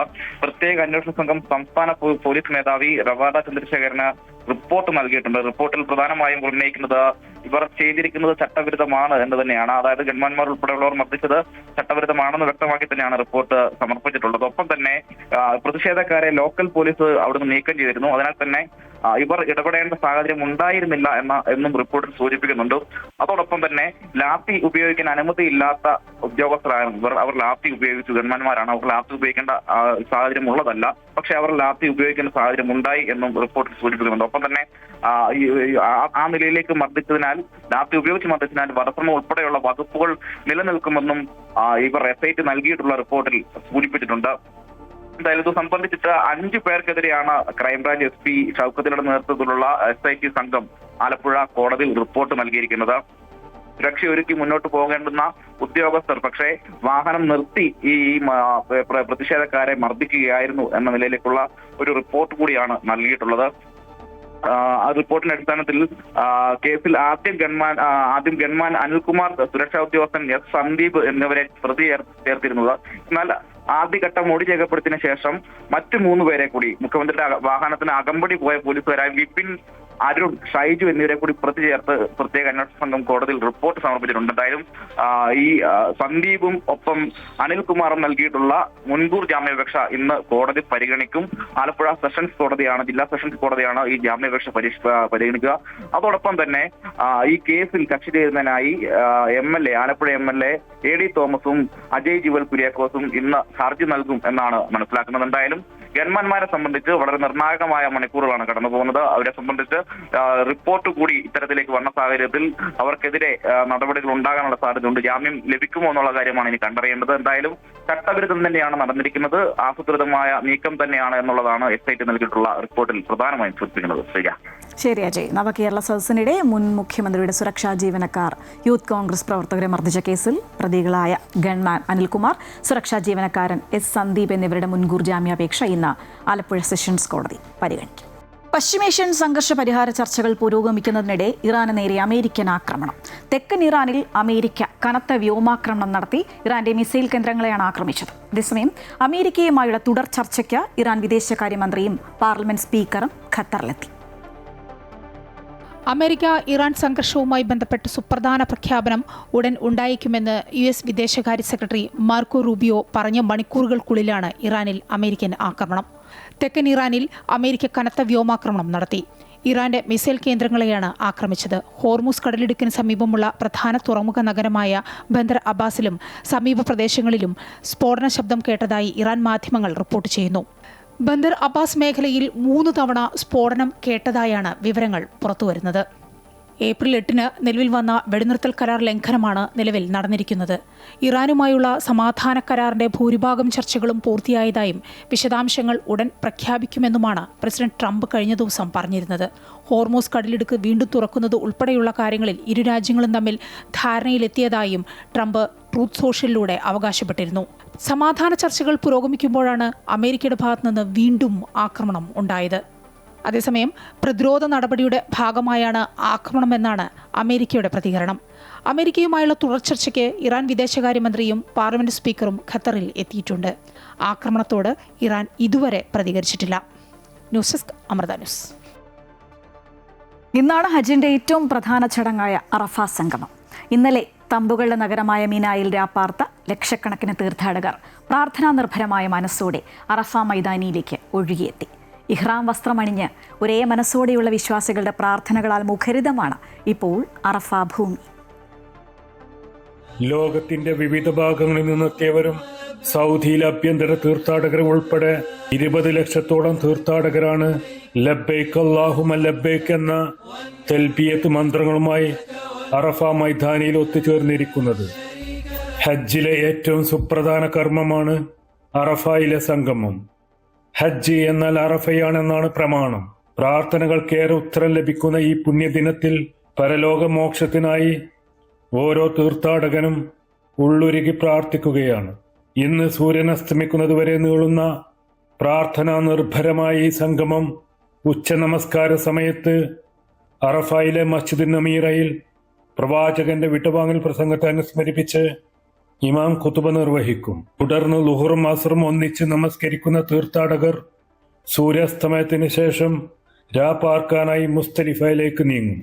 തീർത്ഥാടകരുടെ സുരക്ഷയ്ക്കും സൗകര്യത്തിനുമായി വിപുലമായ ഒരുക്കങ്ങളാണ് സൗദി സർക്കാർ സജ്ജീകരിച്ചിരിക്കുന്നത്. സുൽഫിഖുറദായ്, അമൃത ന്യൂസ്, ജിദ്ദ. ആഭ്യന്തരമന്ത്രി രമേശ് ചെന്നിത്തല വിളിച്ച വിജിലൻസ് ഉദ്യോഗസ്ഥരുടെ യോഗം ഇന്ന് തിരുവനന്തപുരത്ത് നടക്കും. യൂണിറ്റ് മേധാവിമാർ മുതൽ മുകളിലോട്ടുള്ള ഉദ്യോഗസ്ഥർ യോഗത്തിൽ പങ്കെടുക്കും. അഴിമതിയില്ലാത്ത ഭരണം, പ്രോജക്ട് 0 പദ്ധതിയുടെ നടത്തിപ്പിനെക്കുറിച്ച് യോഗം വിശദമായി ചർച്ച ചെയ്യും. പദ്ധതിയിൽ ജനങ്ങളെ പങ്കാളിയാക്കുന്നത് സംബന്ധിച്ചുള്ള കാര്യങ്ങളും യോഗത്തിൽ ചർച്ചയാകും. കഴിഞ്ഞ ദിവസം നടന്ന ഉന്നത ഉദ്യോഗസ്ഥരുടെ യോഗത്തിന് പിന്നാലെയാണ് വിജിലൻസ് ഉദ്യോഗസ്ഥരുടെ യോഗവും വിളിച്ചിരിക്കുന്നത്. 12 വർഷം കഴിഞ്ഞിട്ടും ഇല്ലായ്മകളുടെ നടുവിലാണ് പാലക്കാട് മെഡിക്കൽ കോളേജ്. മോർച്ചറിയോ സ്കാനിംഗ് സൗകര്യങ്ങളോ ഇല്ല. ആശുപത്രിക്ക് പുതിയ സർക്കാർ അടിയന്തര ചികിത്സ ലഭ്യമാക്കുമെന്നുള്ളൊരു പ്രതീക്ഷയിലാണ് പാലക്കാടുള്ളവർ. പാലക്കാട്ടെ ജനങ്ങൾക്ക് അത്യാധുനിക ചികിത്സയ്ക്കായാണ് 12 വർഷം മുമ്പ് നഗരഹൃദയഭാഗത്ത് മെഡിക്കൽ കോളേജ് സ്ഥാപിച്ചത്. പക്ഷേ പേരിന് മാത്രമുള്ള മെഡിക്കൽ കോളേജ് മാത്രമായി മാറി. പട്ടികജാതി വികസന വകുപ്പിന് കീഴിലുള്ള സംസ്ഥാനത്തെ ആദ്യ മെഡിക്കൽ കോളേജാണിത്. 2014 ഉമ്മൻചാണ്ടി സർക്കാരിന്റെ കാലത്താണ് ഉദ്ഘാടനം. എന്നാൽ അതിനുശേഷം കാര്യമായ വികസനമുണ്ടായില്ല. പട്ടികജാതി വകുപ്പിന്റെ ചുമതലയിലേക്ക് ജില്ലയിൽ നിന്നുള്ള മന്ത്രി KA തുളസി എത്തുമ്പോൾ നിലവിലെ സാഹചര്യം മാറുമെന്ന വിശ്വാസത്തിലാണ് പാലക്കാട്ടുകാർ. പാലക്കാട് മെഡിക്കൽ കോളേജ് പൂർണ്ണ സജ്ജമായി അത്യാധുനിക സംവിധാനങ്ങളോടുകൂടി പാലക്കാട്ടെ എല്ലാ വിഭാഗം ജനങ്ങൾക്കും വേണ്ടി തുറന്നു കൊടുക്കുക എന്നുള്ളത് വലിയ ഉത്തരവാദിത്തമാണ്. അതിനു വേണ്ടിയിട്ടുള്ള നടപടികൾ അടിയന്തരമായിട്ട് സ്വീകരിക്കും. വാഹനാപകടത്തിൽ ഗുരുതരമായി പരിക്കേറ്റവരോ മറ്റോ വന്നാൽ ജില്ലാ ആശുപത്രിയിലേക്ക് റെഫർ ചെയ്യുന്ന പരിതാപകരമായ അവസ്ഥയാണ് പാലക്കാട് മെഡിക്കൽ കോളേജ് ആശുപത്രിയുടേത്. Trauma care, CT, MRI scanning സൗകര്യങ്ങളൊന്നുമില്ല. കാർഡിയോളജി, യൂറോളജി എന്നീ സൂപ്പർ സ്പെഷ്യാലിറ്റി വിഭാഗങ്ങളുമില്ല. 5 ബാച്ച് MBBS വിദ്യാർത്ഥികൾ പഠിച്ചുപോയത് മോർച്ചറി സംവിധാനമില്ലാത്ത ഈ മെഡിക്കൽ കോളേജിലാണ്. അധ്യാപക നിയമനം PSC വഴിയല്ല. കൂടാതെ മറ്റ് സർക്കാർ സ്വകാര്യ മെഡിക്കൽ കോളേജുകളെ അപേക്ഷിച്ച് കുറഞ്ഞ ശമ്പളമായതിനാൽ ഡോക്ടർമാരും വരാൻ മടിക്കുകയാണ്. അമൃത ന്യൂസ്, പാലക്കാട്. അടുത്തതായി ഒരു യാത്രാ ബുദ്ധിമുട്ടിനെ കുറിച്ചുള്ള വാർത്തയാണ്. അതിരപ്പള്ളി മലക്കപ്പാറ അന്തർ സംസ്ഥാന പാതയിൽ കുമ്മാട്ടിപ്പാലത്തിലൂടെയുള്ള ഗതാഗതം നിരോധിച്ചതോടെ ബുദ്ധിമുട്ടിലായിരിക്കുകയാണ് വിനോദസഞ്ചാരികളും പ്രദേശവാസികളും. പാലം തകർന്നതിനെ തുടർന്ന് 6 മാസം മുൻപാണ് ഗതാഗതത്തിന് വിലക്കേർപ്പെടുത്തിയത്. താൽക്കാലികമായി നിർമ്മിച്ച സമാന്തര പാതയും അപകടത്തിലായിട്ടും പാലം പുനർനിർമ്മിക്കാൻ നടപടികൾ ഉണ്ടാകുന്നില്ല എന്നാണ് നാട്ടുകാരുടെ പരാതി. അന്തർ സംസ്ഥാന യാത്രികരും വിനോദസഞ്ചാരികളും ഉപയോഗിക്കുന്ന പ്രധാന പാതയാണ് അതിരപ്പള്ളി മലക്കപ്പാറ റോഡ്. ദിവസേന 100 കണക്കിന് വാഹനങ്ങൾ കടന്നുപോകുന്ന റോഡിലെ പ്രധാന പാലമായിട്ടും കുമ്മാട്ടിപ്പാലം അടഞ്ഞുകിടക്കുകയാണ്. 2025 ഒക്ടോബറിലാണ് പാലം അപകടാവസ്ഥയിലായത്. ആദ്യഘട്ടത്തിൽ KSRTC ഉൾപ്പെടെയുള്ള ബസ്സുകൾ യാത്രക്കാരെ ഇറക്കി കടത്തിവിട്ടിരുന്നു. പിന്നീട് അപകട സാധ്യത വർദ്ധിച്ചതോടെ ഗതാഗതം പൂർണ്ണമായും നിരോധിച്ചു. എന്നാൽ അതിനുശേഷം മാസങ്ങൾ പിന്നിട്ടിട്ടും പാലം പുനർനിർമ്മിക്കുന്നത് സംബന്ധിച്ച് ഇതുവരെ തീരുമാനമായിട്ടില്ല. മലക്കപ്പാറ പാതയിലുള്ള പാലമാണിത്, കുമ്മാട്ടിപ്പാലം. ഏകദേശം കഴിഞ്ഞ 5-8 മാസം മുമ്പ് ഈ പഴയ പാലം പൊളിഞ്ഞു പോയിരുന്നു. അത് പൊളിഞ്ഞു പോയപ്പോൾ താൽക്കാലികമായിട്ട് സമാന്തരമായിട്ടൊരു പാലം ഉണ്ടാക്കി ആ പാലത്തിൽ കൂടെയാണ് ഇപ്പോൾ യാത്ര നടന്നുകൊണ്ടിരിക്കുന്നത്. പക്ഷെ അന്ന് ഇത് പണിത സമയത്ത് തന്നെ നമുക്കറിയാമായിരുന്നു. കാരണം ഏറ്റവും കൂടുതൽ വെള്ളം വരുന്ന ഒരു തോടാണിത്. അന്ന് തന്നെ പറഞ്ഞിരുന്നു വലിയ മഴയ്ക്ക് മുമ്പ് ഇത് പണിത് തീർത്തില്ലെങ്കിൽ വലിയ മഴ പെയ്താൽ ഈ പാലം ഒലിച്ചു പോകാവുന്ന രീതിയിലാണ് എന്നുള്ളത്. അന്ന് അത് എത്രയും പെട്ടെന്ന് പണിത് തീർക്കും എന്നുള്ള ഒരു വ്യവസ്ഥകളൊക്കെയാണ് പണിതെങ്കിലും ഇതുവരെ നടന്നില്ല. ഇപ്പം ഇന്നലെ ഒരു ചെറിയൊരു മഴ പെയ്തിട്ടുള്ളൂ. ആ നല്ല മഴയത്ത് വന്നപ്പോൾ ഈ സാധനം ഒലിച്ചു പോയി. ഇപ്പോൾ ആകെ ഗതാഗതം തടസ്സപ്പെട്ടിരിക്കുകയാണ്. വനം വകുപ്പിന്റെ അനുമതിയോടെ സമാന്തര മൺപാത നിർമ്മിച്ചാണ് ഇതുവരെ പ്രശ്നം പരിഹരിച്ചിരുന്നത്. എന്നാൽ വേനൽ മഴയിൽ തന്നെ ബലക്ഷയം സംഭവിച്ച ഈ മൺപാത വർഷക്കാലത്ത് പൂർണ്ണമായും ഒലിച്ചുപോകുമെന്നാണ് ആശങ്ക. ഇത് മലക്കപ്പാറയിലേക്കുള്ള മുഴുവൻ യാത്രക്കാരെയും ബാധിക്കുമെന്നും നാട്ടുകാർ പറയുന്നു. 2025 നവംബർ 10-നകം പാലത്തിന്റെ അറ്റകുറ്റപ്പണി പൂർത്തിയാക്കി ഗതാഗത യോഗ്യമാക്കണമെന്ന ജില്ലാ കളക്ടർ നേരത്തെ കർശന നിർദ്ദേശം നൽകിയിരുന്നു. എന്നാൽ നാളിതുവരെ അത് പാലിക്കാൻ അധികൃതർ തയ്യാറായിട്ടില്ല. വനം വകുപ്പിന്റെ അനുമതി ലഭിക്കാൻ വൈകിയത് ആദ്യഘട്ടത്തിൽ തടസ്സമായിരുന്നെങ്കിലും അത് ലഭിച്ചിട്ടും തുടർ നടപടികൾ ഇഴഞ്ഞു നീങ്ങുകയാണെന്നും നാട്ടുകാർ ആരോപിക്കുന്നു. Amrita news, Thrissur. Pathanamthitta mini civil station കെട്ടിടത്തിൽ പ്രവർത്തിക്കുന്ന മുഴുവൻ സർക്കാർ ഓഫീസുകളും കോടതികളും ഈ മാസം 30-നകം ഒഴിഞ്ഞു പോകണമെന്ന ജില്ലാ കളക്ടറുടെ അന്ത്യശാസനം. കെട്ടിടം അതീവ അപകടാവസ്ഥയിലാണെന്ന റിപ്പോർട്ടുകളെ തുടർന്നാണ് അടിയന്തര നടപടിയുണ്ടായിരിക്കുന്നത്. ഉത്തരവ് ലംഘിച്ചാൽ ദുരന്ത നിവാരണ നിയമപ്രകാരം നടപടിയുണ്ടാകും. എന്നാൽ ഉയർന്ന വാടകയും ഫണ്ടില്ലായ്മയും കാരണം ചുരുങ്ങിയ ദിവസങ്ങൾക്കുള്ളിൽ ഓഫീസുകൾ എങ്ങോട്ട് മാറ്റുമെന്ന ആശങ്കയിലാണ് അധികൃതർ. 40 വർഷം മാത്രം പഴക്കമുള്ള പത്തനംതിട്ട മിനി സിവിൽ സ്റ്റേഷൻ കെട്ടിടത്തിനാണ് ഒടുവിൽ സർക്കാർ പൂട്ടിയിടുന്നത്. കേരള ഹൈവേ റിസർച്ച് ഇൻസ്റ്റിറ്റ്യൂട്ട് നടത്തിയ സ്ട്രക്ചറൽ സ്റ്റെബിലിറ്റി പരിശോധനയിൽ കെട്ടിടം അതീവ അപകടാവസ്ഥയിലാണെന്ന് കണ്ടെത്തിയിരുന്നു.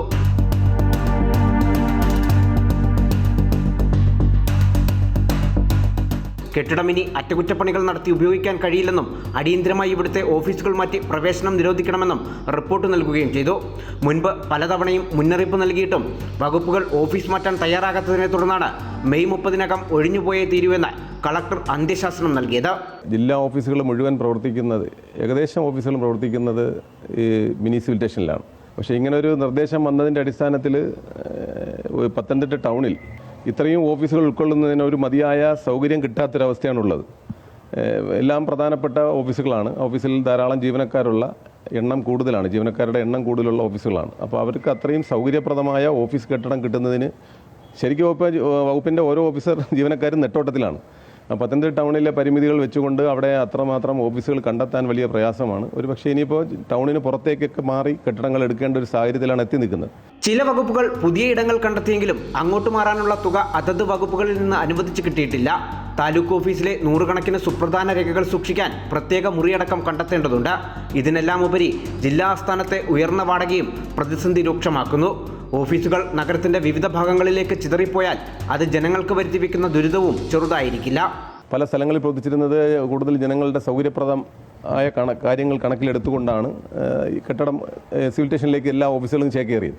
പക്ഷേ ഇന്നിപ്പോൾ വീണ്ടും ഈ ഒരു കിടക്കഴിയിലുണ്ടായിരുന്ന ഓഫീസുകളെല്ലാം പലയിടത്തേക്ക് ചിതറിപ്പോകുന്നൊരവസ്ഥയുണ്ട്. ഇനി ഏത് കാലത്താണ് ഇതുപോലൊരു കൂട്ടായ അല്ലെങ്കിൽ ഒരു കെട്ടിടത്തിൽ പിന്നെ എല്ലാം കൂടെ സംഗമിക്കുക എന്നുള്ളത് എത്ര ദുഷ്കരമാകുമെന്ന് നമുക്ക് ചിന്തിക്കാവുന്നതേ ഉള്ളൂ. എന്തായാലും മാറിയേ പറ്റുള്ളൂ. കാരണം അപകടത്തിലെന്ന് പറയുമ്പോൾ നമുക്ക് മാറാതിരിക്കാൻ തരമില്ല. ജനങ്ങളുടെയും ജീവനക്കാരുടെയും സുരക്ഷയാണ് പ്രധാനം. അത് മാറിയേ കഴിയുള്ളൂ. പക്ഷേ അത് കണ്ടെത്തുന്നതിലുള്ള ഒരു ബുദ്ധിമുട്ട് മാത്രമാണ് ഞാൻ രേഖപ്പെടുത്തിയത്. 7 കോടതികളും 22 സർക്കാർ ഓഫീസുകളുമാണ് ഈ സമുച്ചയത്തിൽ പ്രവർത്തിക്കുന്നത്. 75ഓളം ജീവനക്കാരുള്ള taluk office, principal agriculture office, government പ്ലീഡറുടെ office, revenue recovery office, audit office, പൊതുമരാമത്ത് കെട്ടിട വിഭാഗം എന്നിവയ്ക്ക് പുറമെ പ്രിൻസിപ്പൽ സെഷൻസ് കോടതി, ചീഫ് ജുഡീഷ്യൽ മജിസ്ട്രേറ്റ് കോടതി ഉൾപ്പെടെയുള്ള 7 കോടതികളും സ്ഥലമന്വേഷിച്ച് നെട്ടോട്ടത്തിലാണ്. എന്തായാലും കടുത്ത പ്രതിസന്ധികൾക്കിടയിലും മെയ് 30-നകം പത്തനംതിട്ട മിനി സിവിൽ സ്റ്റേഷന്റെ പടികളിറങ്ങാനുള്ള തയ്യാറെടുപ്പിലാണ് ഉദ്യോഗസ്ഥർ. അമൃത ന്യൂസ്, പത്തനംതിട്ട. സ്കൂളിനെ തുറക്കാൻ ഒരാഴ്ചയേ ബാക്കിയുള്ളൂ. സജീവമാവുകയാണ് സ്കൂൾ വിപണി. സ്കൂൾ ബാഗും പുസ്തകങ്ങളും മുതൽ വേണ്ടതെല്ലാം വിപണിയിൽ തയ്യാറാണ്. സ്വദേശി ഉൽപ്പന്നങ്ങൾ മുതൽ കൊറിയൻ ബാഗുകൾ വരെ വിപണിയിൽ കുട്ടികളെ ആകർഷിക്കുന്നുണ്ട്. ട്രെൻഡുകൾക്കനുസരിച്ചാണ് സ്കൂൾ വിപണിയും ഇത്തവണ രംഗത്തുള്ളത്. പുസ്തകങ്ങളും ബാഗുകളും പെൻസിലുകളും ടിഫിൻ ബോക്സുകളും വിവിധ നിറത്തിൽ രൂപത്തിൽ കുട്ടികളെ ആകർഷിക്കുന്ന തരത്തിലാണ് ഒരുക്കിയിരിക്കുന്നത്. Mickey Mouse, Avengers, Spiderman, Barbie doll, Ben 10 തുടങ്ങി കുട്ടികളുടെ ഇഷ്ട കഥാപാത്രങ്ങളെല്ലാം ബാഗുകളിൽ സ്ഥാനം പിടിച്ചിട്ടുണ്ട്.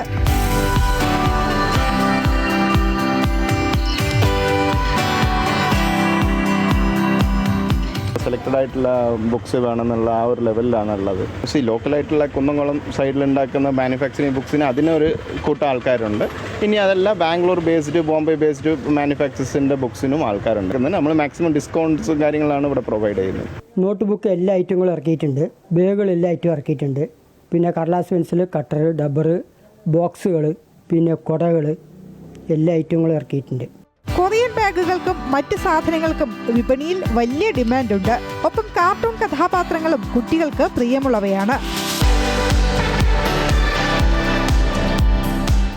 കാർട്ടൂൺ ബേസ് ആയിട്ടുള്ളതാണ് ഇഷ്ടം. അതിപ്പോൾ നമ്മൾ കൊച്ചു ടി വിയിലും അതുപോലെ തന്നെ ഓരോ ചാനലിൽ കാണുന്ന പോലത്തെയാണ് അവർക്കൊക്കെ ഇഷ്ടം. അപ്പോൾ അതൊക്കെ നോക്കണം. ട്രാൻസ്പെറൻ്റ് ആയിട്ടുള്ളതാണ് കൂടുതൽ ഇഷ്ടം അവർക്കൊക്കെ. അതായത് ബുക്കിനൊരു ഒരു ബ്യൂട്ടിഫുൾ ആയ ട്രാൻസ്പെറൻറ്റിലൂടെ മനസ്സിലാവും. വിപണിയിൽ വലിയ ഓഫറുകളും സ്കൂൾ തുറക്കുന്നതിനോടനുബന്ധിച്ച് പ്രകടമാണ്. വരും ദിവസങ്ങളിൽ വിപണിയിൽ തിരക്ക് ഇനിയും വർദ്ധിക്കുമെന്ന പ്രതീക്ഷയിലാണ് വ്യാപാരികൾ. പുതിയ സ്വപ്നങ്ങളും പ്രതീക്ഷകളും നിറച്ച് മറ്റൊരു അധ്യയന വർഷത്തേക്കായി വിദ്യാർത്ഥികളും സ്കൂളുകളും ഒരുങ്ങുമ്പോൾ ഒപ്പം വിപണിയും സജീവമായി രംഗത്തുണ്ട്. ക്യാമറാമാൻ സുനിലിനൊപ്പം ആതിര രാധാകൃഷ്ണൻ, അമൃത ന്യൂസ്, പാലക്കാട്. വിപണി വിലയിരുത്തലുമായി ധനകാര്യ ഓഹരി വിദഗ്ധൻ കെ ദിലീപ് ചേരുകയാണ്. Shri Dileep, good morning. കേരളത്തിലേക്ക് സ്വാഗതം. ഇന്ന് വിപണിയിൽ നമുക്ക് എന്ത് പ്രതീക്ഷിക്കാം? ഇന്നും നേട്ടത്തിൽ തന്നെയായിരിക്കും വ്യാപാരം തുടങ്ങുക. ഇന്നലെ നല്ലൊരു നേട്ടത്തിൽ വ്യാപാരം അവസാനിപ്പിച്ചു. US ഇറാൻ തമ്മിലുള്ള സമാധാന കരാർ ഉടൻ പ്രാവർത്തികമായിരിക്കുമെന്നുള്ള പ്രതീക്ഷയിൽ തന്നെയാണ് ഇന്നലെ വിപണി കയറിയത്. അതിന് ഏറ്റവും പ്രേരകമായി പ്രവർത്തിച്ചത് എണ്ണവിലയിൽ ഉണ്ടായിട്ടുള്ള ഇടിവാണ്. ക്രൂഡ് ഓയിൽ വിലയിൽ ഉണ്ടായിട്ടുള്ള ഇടിവ്, ഒപ്പം തന്നെ രൂപയുടെ നില മെച്ചപ്പെട്ടത്, വിദേശ നിക്ഷേപ സ്ഥാപനങ്ങൾ വിപണിയിലറ്റ നിക്ഷേപത്തിലായത്, ഈ ഘടകങ്ങളെല്ലാം ഇന്നലെ വിപണിയുടെ നീക്കത്തിൽ പ്രതിഫലിക്കുകയും ചെയ്തു. കഴിഞ്ഞ കുറച്ച് നാളുകൾക്ക് ശേഷമാണ് വിദേശ നിക്ഷേപ സ്ഥാപനങ്ങൾ വീണ്ടും വിപണിയിൽ നിക്ഷേപം നടത്തുന്നത്. നേരിയ തോതിലാണെങ്കിൽ കൂടിയും വിൽപ്പന ഇല്ല എന്നുള്ളത് തന്നെ വിപണിയെ മുന്നോട്ട് നയിക്കാൻ പ്രേരിപ്പിക്കുകയും ഒപ്പം തന്നെ എല്ലാ മേഖലകളിലും ബാങ്കിങ് ആൻഡ് ഫിനാൻഷ്യൽ സർവീസ് മേഖലയിലാണ് ഏറ്റവും കൂടുതൽ നേട്ടമുണ്ടായത്. രണ്ടാം തര ചെറുകിട ഓഹരികളിലും സമാനമായ നേട്ടമുണ്ടായി. ഈ ഒരു നില തുടരുമെന്ന് തന്നെയാണ് കരുതുന്നത്. കാരണം സാങ്കേതികമായി മുൻനിര സൂചികയായി നിഫ്റ്റി 24,000 എന്ന നിലവാരത്തിന് മുകളിലാണ് വ്യാപാരം അവസാനിപ്പിച്ചത്. ഈ ഒരു രീതിയിൽ മുന്നോട്ട് നീങ്ങുകയാണെങ്കിൽ 24,500 എന്ന നിലവാരത്തിലേക്ക് നീങ്ങാനും സാധ്യതയുണ്ട്. അതേസമയം വിപണിയുടെ ഇപ്പോഴത്തെ ഈ ഒരു ഉയർച്ചയിൽ നിക്ഷേപകർ ലാഭമെടുക്കാനുള്ള സാധ്യതയുണ്ട്. അതിൻ്റെ ഒരു പ്രവണത വിപണിയിൽ ഇന്ന് ചിലപ്പോൾ ഉണ്ടായേക്കാനും സാധ്യതയുണ്ട്. അങ്ങനെയാണെങ്കിൽ നേരൊരു തിരുത്തൽ വിപണിയിൽ പ്രതീക്ഷിക്കുകയും വേണം. എന്തായാലും നിലവിലെ സാഹചര്യത്തിൽ ഘടകങ്ങളെല്ലാം അനുകൂലമായിരിക്കുന്നതുകൊണ്ട് തന്നെ വിപണിയിൽ നിക്ഷേപ താല്പര്യം തുടർന്നേക്കും എന്നുള്ള സൂചനകളാണ് ലഭിക്കുന്നത്. ഇന്നെന്തായാലും നേരിയ നേട്ടത്തിലായിരിക്കും വ്യാപാരം തുടങ്ങുക. വളരെ ഉയർന്ന തോതിലുള്ള കയറ്റിറക്കങ്ങൾ പ്രതീക്ഷിക്കുകയും വേണം. നന്ദി ശ്രീ ദിലീപ്. ഉപഭോക്താക്കൾക്ക് അത്യാധുനിക ഷോപ്പിംഗ് അനുഭവം സമ്മാനിച്ചുകൊണ്ട് ഗോപു നന്ദില ജിമാർട്ടിന്റെ പുതിയ ഹൈടെക് ഷോറൂം മലപ്പുറം ജില്ലയിലെ തിരൂരിൽ പ്രവർത്തനം ആരംഭിച്ചു. തിരൂർ പോലീസ് ലൈനിൽ സജ്ജമാക്കിയ ഈ ഷോറൂം ഗോപു നന്ദില ജിമാർട്ടിന്റെ 64ാമത് ശാഖയാണ്. ഷോറൂമിന്റെ ഉദ്ഘാടനം പാണക്കാട് സാദിഖ് അലി ശിഹാബ് തങ്ങൾ നിർവഹിച്ചു. തുടർന്ന് നടന്ന ആദ്യ വിപണനത്തിന്റെ ഉദ്ഘാടനം തിരൂർ നഗരസഭാ ചെയർമാൻ ഇബ്രാഹിം ഹാജി നിർവഹിച്ചു. ഉദ്ഘാടനത്തോടനുബന്ധിച്ച് ഉപഭോക്താക്കൾക്കായി ആകർഷകങ്ങളായ ഓഫറുകളാണ് ഷോറൂമിൽ ഒരുക്കിയിരിക്കുന്നത്. ഉപഭോക്താക്കളുടെ സംതൃപ്തിയാണ് നന്ദില ഷോറൂമുകളുടെ വിജയമെന്ന് ചെയർമാൻ ഗോപു നന്ദിലത്ത് പറഞ്ഞു.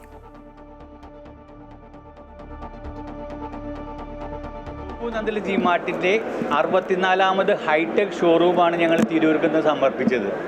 വിൽപ്പനയിലും വിൽപ്പനാന്തര സേവനത്തിലും മികച്ചു നിൽക്കുന്ന ഗോപുനന്ദ ജി മാർട്ട് ഇന്നൊരു സൗത്ത് ഇന്ത്യയിലെ ഒരു നമ്പർ 1 സ്ഥാപനമാക്കാൻ ഞങ്ങൾക്ക് സാധിച്ചു. അതിനു പുറമെ ഞങ്ങളുടെ നല്ലവരായ കസ്റ്റമർ സഹകരണവും പ്രോത്സാഹനവും കൊണ്ട് മാത്രമാണ് ഗോപുനന്ദ ജി മാർട്ടിന് ഈ നിലയിലെത്താൻ സാധിച്ചത്. ഇന്ന് സൗത്ത് ഇന്ത്യയിൽ തന്നെ ഏറ്റവും വലിയൊരു ഡീലർ നില ബഹുമതി ഗോപുനന്ദ ജി മാർട്ട് ലഭിച്ചു കഴിഞ്ഞു. ഈ സീസണിൽ തന്നെ കഴിഞ്ഞ AC സീസണിൽ തന്നെ ഏറ്റവും അധികം AC സൗത്ത് ഇന്ത്യയിൽ വിൽക്കാൻ ഗോപുനന്ദ ജി മാർട്ട് സാധിച്ചു. ഞങ്ങളുടെ ഉപഭോക്താക്കൾ ഞങ്ങൾക്ക് നൽകിയ സഹകരണവും പ്രോത്സാഹനമാണ് ഗോപുനന്ദ ജി മാർട്ടിനെ ഈ വിജയത്തിൽ എത്തിച്ചത്. ദേശീയപാതയിൽ നിന്ന് കാലിക്കറ്റ് സർവകലാശാലയ്ക്ക് സമീപം എക്സിറ്റ് വേ ഇല്ലാത്തത് വിദ്യാർത്ഥികളെ വലയ്ക്കുന്നു. തൃശൂർ ഭാഗത്ത് നിന്ന് വാഹനങ്ങളിൽ എത്തുന്നവർക്ക് കിലോമീറ്ററുകൾ അകലെയാണ് ദേശീയപാതയിൽ നിന്ന് സർവീസ് റോഡിലേക്ക് കയറാനാകുന്നത്. ഇവിടെയാണെങ്കിൽ സർവകലാശാലയിലേക്കുള്ള സൂചനാ ബോർഡുകൾ ഒന്നുമില്ല. മലബാറിന്റെ അറിവിന്റെ കേന്ദ്രമായ കാലിക്കറ്റ് സർവകലാശാലയിലേക്ക് ദിവസവും എത്തുന്നത് ആയിരക്കണക്കിന് വിദ്യാർത്ഥികളും അധ്യാപകരും പൊതുജനങ്ങളുമാണ്. എന്നാൽ പുതിയ 6-വരിപ്പാത വന്നതോടെ ക്യാമ്പസിലെത്താൻ ഇവർ ഏറെ പണിപ്പെടേണ്ട അവസ്ഥയിലാണ്. തൃശൂർ ഭാഗങ്ങളിൽ നിന്ന് കാറിലും മറ്റും വരുന്ന യാത്രക്കാർക്ക് സർവകലാശാലയുടെ പരിസരത്ത് നിന്നും സർവീസ് റോഡിലേക്ക് പ്രവേശിക്കാൻ എക്സിറ്റ് ഇല്ല. യൂണിവേഴ്സിറ്റിക്ക് മുന്നിലെത്തുമ്പോൾ മാത്രമാണ് അടുത്തൊന്നും എക്സിറ്റ് ഇല്ലെന്ന കാര്യം യാത്രക്കാർ തിരിച്ചറിയുന്നത്. സർവകലാശാലയ്ക്ക് 4 കിലോമീറ്റർ മുൻപുള്ള പടിക്കൽ എന്ന സ്ഥലത്താണ് സർവീസ് റോഡിലേക്ക് ഇറങ്ങാനുള്ള എക്സിറ്റ് ഉള്ളത്. എന്നാൽ പടിക്കലിൽ സർവകലാശാലയിലേക്കുള്ള ദിശാസൂചികളൊന്നും ദേശീയപാത അതോറിറ്റി സ്ഥാപിച്ചിട്ടില്ല. ഇതോടെ പടിക്കൽ പിന്നിട്ട് യൂണിവേഴ്സിറ്റിക്ക് മുന്നിലെത്തുന്ന വാഹനങ്ങൾ ക്യാമ്പസ് തൊട്ടുമുന്നിൽ കണ്ടിട്ടും സർവീസ് റോഡിലേക്ക് ഇറങ്ങാനാകാതെ കിലോമീറ്ററുകൾ സഞ്ചരിക്കേണ്ടി വരുന്ന സാഹചര്യമാണുള്ളത്. പരീക്ഷകൾക്കും മറ്റ് അടിയന്തര ആവശ്യങ്ങൾക്കുമായി ദൂരദേശങ്ങളിൽ നിന്നെത്തുന്ന നിരവധി പേരാണ് ഇവിടെ ബുദ്ധിമുട്ടിലാകുന്നത്. സാധാരണ യൂണിവേഴ്സിറ്റിക്ക് എത്തുമ്പോൾ ഇവിടെ ഒരു നെയിം ബോർഡ് ഉണ്ടാവാറുണ്ട്. ഇതൊന്നും കാണിക്കാതെ ഈ എയർപോർട്ടിൻ്റെ ഒരു സിമ്പൽ മാത്രമേ അവിടെ ഉള്ളൂ. കാലിക്കറ്റ് യൂണിവേഴ്സിറ്റി എന്നുള്ള ഒരു സിമ്പലും നിങ്ങൾക്ക് വരുമ്പോൾ അവിടുന്ന് കാണാൻ കഴിയില്ല. അത് നിരവധി വിദ്യാർത്ഥികൾക്കും അതുപോലെ ഇവിടെ ജോലി ചെയ്യുന്ന ആളുകൾക്കും ഇവിടെ വരുന്ന ആളുകൾക്കൊക്കെ വളരെ ബുദ്ധിമുട്ടാണ്. അപ്പോൾ അത്രയും ബുദ്ധിമുട്ടായിട്ട് ഇവിടെ എത്തിക്കഴിഞ്ഞ ശേഷമാണ് യൂണിവേഴ്സിറ്റി കഴിഞ്ഞതായിട്ട് അവർ അറിയുന്നത്. അപ്പോൾ അത് പിന്നെയും കുറേ ചുറ്റി വളഞ്ഞു വരണം. അത് അധികൃതരുടെ ശ്രദ്ധയിൽ യൂണിവേഴ്സിറ്റി കൊടുത്തു എന്നാണ് പറഞ്ഞത് ആ സമയത്ത്. പക്ഷെ അത് ഇപ്പോഴും പരിഹരിച്ചിട്ടില്ല. വാഹനയാത്രക്കാരുടെ ദുരിതം ഇങ്ങനെയാണെങ്കിൽ കാൽനട യാത്രക്കാർ യൂണിവേഴ്സിറ്റിയിൽ നിന്ന് ഹൈവേയുടെ മറുപുറത്തെത്താൻ ഇതിലേറെ ബുദ്ധിമുട്ടേണ്ട അവസ്ഥയിലാണ്. കാൽനട യാത്രക്കാർക്കായി ഒരു അണ്ടർപാസ് ഇവിടെ വിഭാവനം ചെയ്തിട്ടുണ്ടെങ്കിലും നിർമ്മാണം ഇതുവരെയും പൂർത്തിയായിട്ടില്ല. അമൃത ന്യൂസ്, മലപ്പുറം.